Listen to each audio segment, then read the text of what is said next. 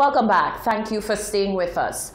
Following a weekend incident which left 2 roadside vehicles riddled with bullets, Castries Central MP Sarah Flood-Bowbray says it's time for a more targeted approach to dealing with crime and rehabilitating those who engage in illegal activity. Shaka Wooding reports. A heated exchange between gunmen on Saturday, May 2nd, has left 2 vehicles damaged and residents of Riverside Road shaken, though no injuries have been reported. Parliamentary representative for Castries Central, Sarah Flood-Bowbray, says the human impact of such incidents must be considered in the community approach to curbing crime in Castries. The MP believes that a more targeted approach must be taken to successfully pull individuals out of a life of crime. It's really important, if we're addressing violence, to address the things that cause violence. Unless we do that, we won't address violence. So projects like these, people-centered projects, are so important to change hearts, to change minds, to let the persons involved in violence see that there is a better way. Of course, it is important for the police to be out there to do the work that they need to do, but ultimately to deal with the kind of senseless violence we are seeing, we need to be able to have programs that can target persons one at a time and plug them out of the life of crime. She says in the event that the operations of the Synergy program are able to continue through the COVID-19 pandemic, combating crime will remain an area of concern and an area of major resource allocation. That is why we've placed a lot of attention on people-centered programs that we have in Synergy, and I'm hoping that this year, providing that we are able to run the programs that we run, that we will begin to see some results of the efforts of our work. Flood-Bowbray stands firm on the mantra, crime breeds crime and violence breeds violence. She strongly believes that the rehabilitation of those currently engaged in criminal activity will cease the recruitment of young persons into such ventures in future. Shaka Wooding, Hot 7 News.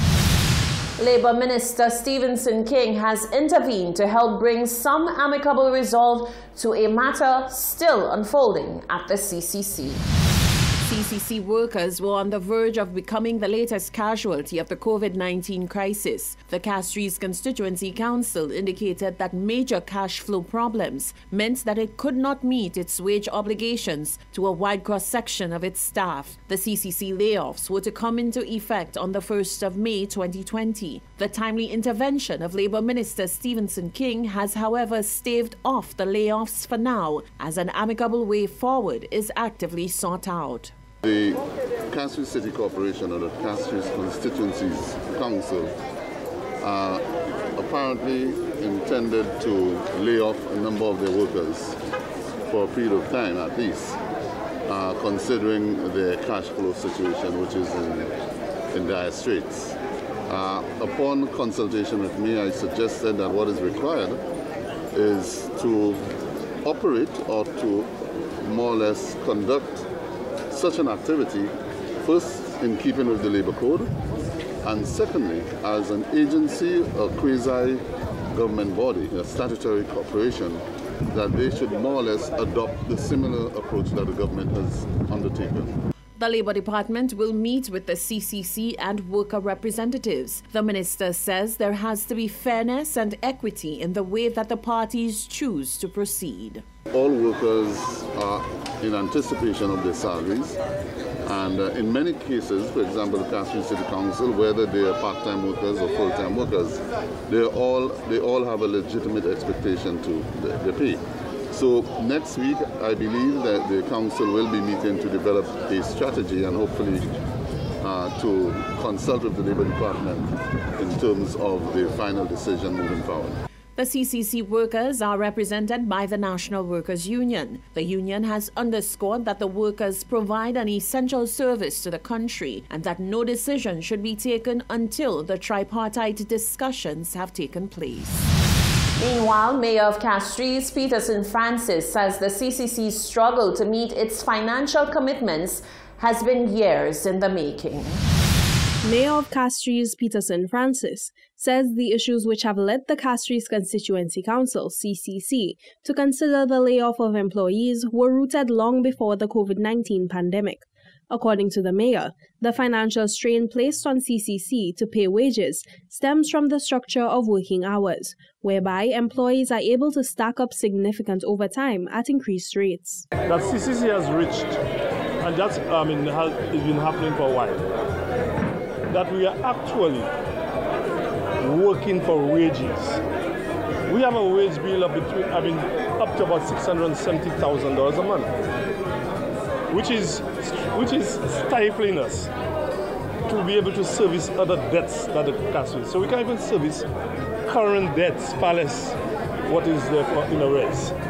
So it's something that we are not praying that COVID came in, but it's something we have to do that with or without COVID. The mayor claims that previous efforts were made to address this exact issue by allowing the intervention of the National Workers' Union to institute a 40-hour work week. However, conflicts arose and this necessary development never came to fruition. Over 2 years ago, with the National Workers' Union, as a means of reducing our wage bill, a 40-hour week, when we started sensitizing the workers as to how that will work, the union called a strike.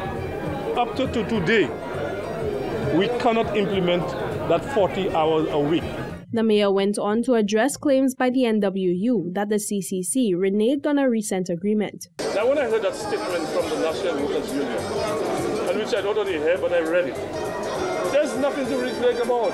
We never agreed. We sent a delegation, and being who I am, and the consulars, we said, look, because of what we are looking at for laying off, go have dialogue with the union.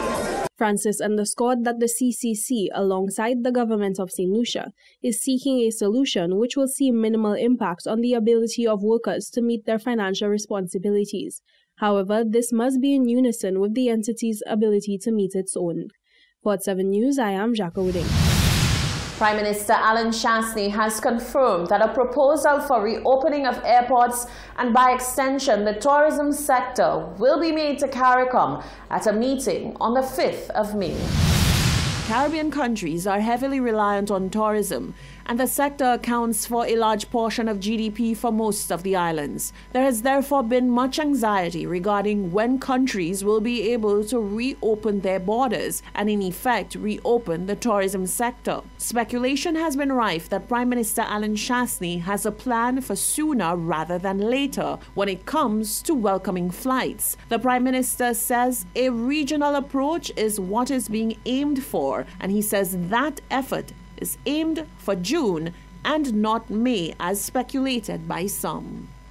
I know that there were attempts by the airlines to start flights back into St. Lucia by May 14th, but the Ministry of Tourism, along with the Ministry of Health, along with CTO, CHTA, PAHO, CAFA, CDC, and also persons from Harvard University have been working collectively together on an overall policy for reopening, so reopening the tourism market. So kind of what we did pre-COVID with the cruise lines, that we had one singular policy for the cruise ships, we're attempting to do the same thing. So there is a meeting on May 5th with CARICOM. The proposal document will be presented to CARICOM heads for endorsement on the 5th of May. The aim is to get the first flights in by the 4th of June. The move will undoubtedly draw questions about repatriation of St. Lucian nationals. The Prime Minister acknowledged those particular concerns. St. Lucian nationals have been stranded either on cruise ships or at universities abroad. The Prime Minister says work is ongoing to fly in another group of St. Lucians. I know that the Ministry of Foreign Affairs, along with the Ministry of Tourism, have been working together to try to get some of the St. Lucians on the cruise ships back. So there was some that were stranded in Barbados that we were able to fly back. I believe there's another ship coming down with 19 or 20 of them that we're trying to get out of Barbados as well.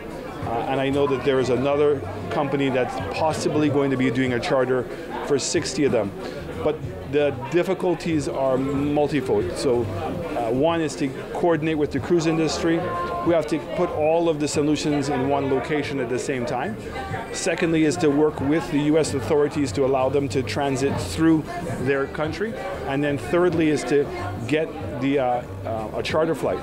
Another issue is capacity to hold these nationals in quarantine. The current room capacity for quarantine on island is 200, and so that is the number that health officials are looking at for any given time. This is the Hot 7 TV Nightly News. Stay with us. There's more coming up after the break.